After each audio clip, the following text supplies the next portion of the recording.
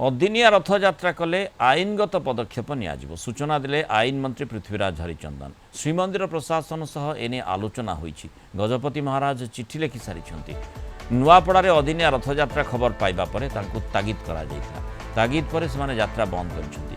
जदि केही त्रुटि विच्युति करन्ति कार्यानुष्ठान हेबो। इस्कन को भी परामर्श दिया जायछि। जदि सेमाने कथा न मानन्ति आईनगत पदक्षेप नियाजिबो बोली आईन मंत्री कहिछन्ति।